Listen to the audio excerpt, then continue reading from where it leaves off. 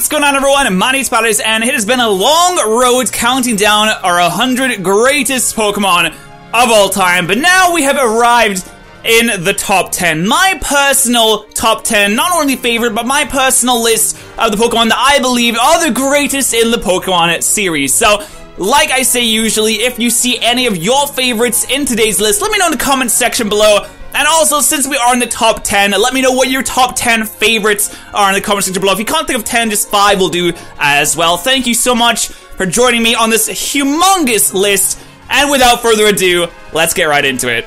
Alright, so starting off our top 10 greatest Pokemon of all time, we have Tapu Lele coming in here. And the main reason is because this thing is an absolute beast. This thing has the terrain to boost it up. This thing has amazing special attack. It has decent speed tiers. I believe it is 95 speed, but once you slap a choice scarf, if you're really feeling like you want to destroy your enemy at choice specs, you're absolutely running train on your enemies. You know, they might have a dark type, but it's okay. You got fairy type moves. It's a very, very, very good typing for competitive. It's absolutely monstrous. It has that terrain to boost it up, like I said. It also negates the priority moves. So your Metagross can come in, but your Metagross can't use Bullet Punch. I can use my HP Fire and you're going down. Tapu Lele is an absolute beast. I love using competitive. It's probably one of my favorite psychic types in the game. But speaking of psychic types, we have another one at number 9. We have Slowbro, and Slowbro has absolutely shot up my ranking so quickly over the past year or two, mostly because of my use of it in the first season of the UCL, which is a competitive battling league. I've talked about this a bit now, but I drafted Slowbro and Mega Venusaur in the UCL, and I pretty much brought Slowbro to, I think, every single game, just because it's such a good tank. It takes those hits so well. You know, it's not speedy. I originally thought that it's not gonna be great. I'll just grab it and we'll see what we can do. But it has Regenerator. It can Regenerate off that damage. It has Slack off. You can sit there and Calm Mind. You can T-Wave. There's so many things you can do with Slowbro. The main thing is it just doesn't go down. It just does not die. You're low in health, you just switch out. And you got your health back. You're completely fine. Slowbro is an amazing Pokemon. It also has a really cool shiny that I like a lot. But it definitely deserves to be the #1 Psychic type on the list. Coming in at number 8, we have Nidoking. You know, speaking of the Newcastle Nidokings, my UCL team, we got Nidoking here at number 8. I've really always loved Nidoking. There was no one specific point that was like, oh my god, this is so great now. I've just realized. I've always liked Nidoking. It has a great design. It looks like a real beast. I've used it since Gen 1, really. You know, you go into Mount Moon, you grab your Moonstone. I'd always use it to get myself a Nidoking because I always thought that Nidoking was amazing. And even in Gen 1, it didn't get the best moveset.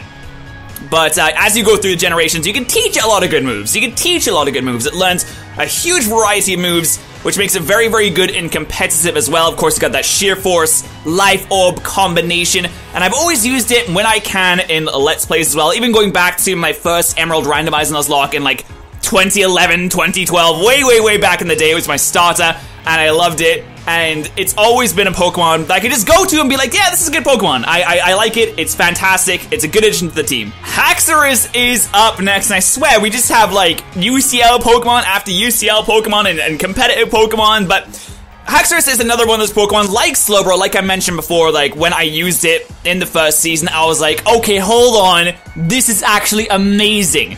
I used to get Dragon Dance sweeps with that thing, left, right, and center. It is such a powerful Pokemon. It has 147, which is a really odd number, but 147 base attack with Outrage and a Choice Scarf. You're outspeeding most things, and you're having a good time. With Dragon Dance, you're outspeeding most things, you're having a good time. You know, slap a Lumberry on that thing, prevent the burns. There's a lot of things you can do with Haxorus, but the main thing is a heavy hitter. And it's always scary to see a Haxorus come in because you know if it gets a hit off on you, it's going to be doing a lot of damage, if not just knocking you out completely. And also it has this really cool design. It has like an axe shape around its mouth. I like Haxorus a lot. It's one of those Pokemon that just kind of like jumped up in the rankings for me very lately, but it's definitely my favorite Dragon type. At number 6, we have what I feel is a very underrated legendary. We have Groudon, and from what it seems to me, a lot of people just go to Kyogre because it has that type advantage. Like, oh yeah, Kyogre's better, but personally, in my opinion, I like Groudon a lot more. I've always liked Groudon a lot more. I always played Ruby over Sapphire. In fact, Ruby was my first game. I did have both of them, but I always went to Ruby because I just enjoyed using Groudon so much. I think it's mostly because of its design.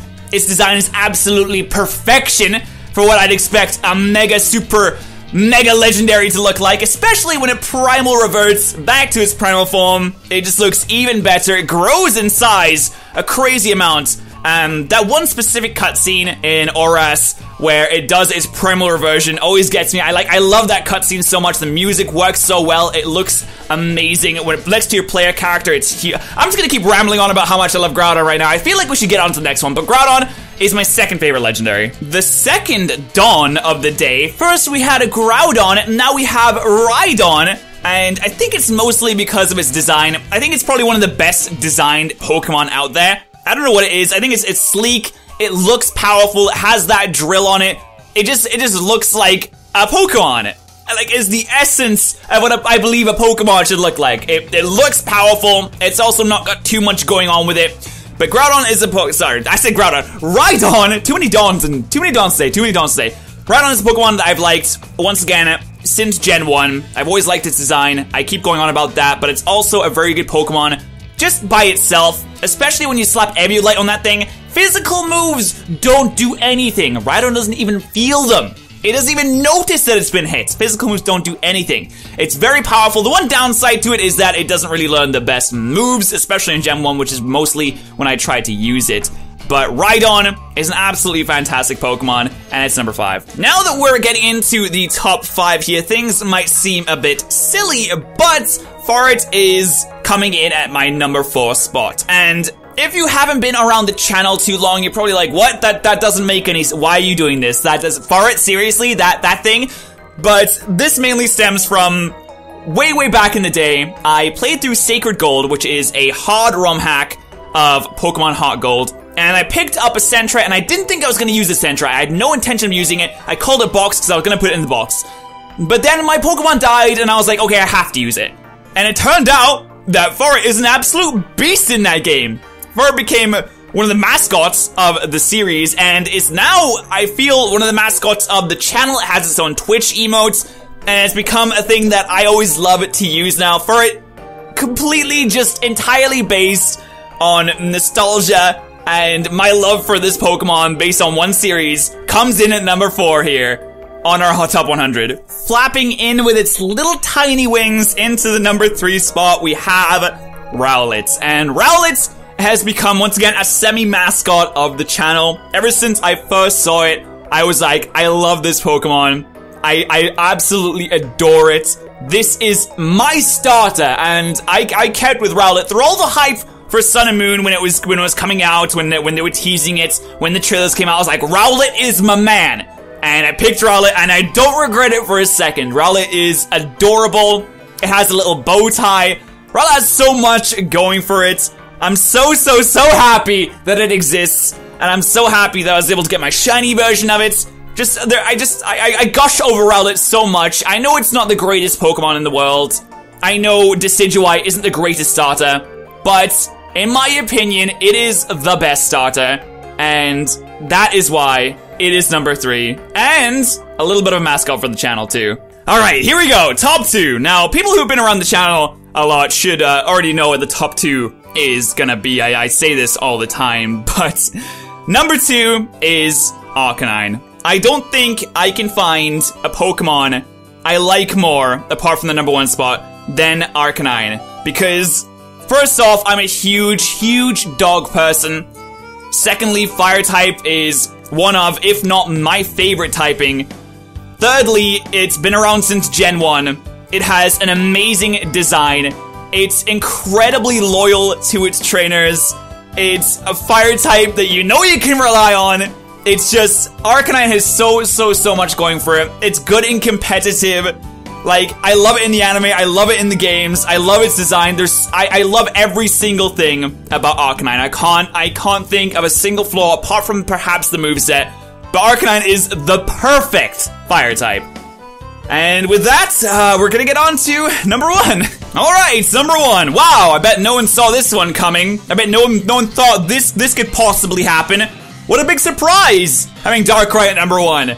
I mean, unless you just clicked onto this video, not watching anything else from my channel, not even looking at my channel's channel art, like, I don't see how you can be surprised about this. But a lot of people ask me, why do I like Darkrai so much? Okay, so first off, its design is obviously important, and I feel like it has an amazing design. Secondly, I feel like I like Darkrai because not only is it an amazing Pokemon, it's got a really cool design, but it also hits you when you're at your weakest. It hits you when you're sleeping. Like, there's no way you can get around without sleep. You have to sleep. It's like eating and drinking. You have to sleep at some point. And when you're sleeping, that's when Darkrai comes for you. There's no escaping it. You can't run away from it. It's there all the time. And, you know, also, it is a fantastic Pokemon as well. I wish its shiny form was a little bit better, but we can't have everything.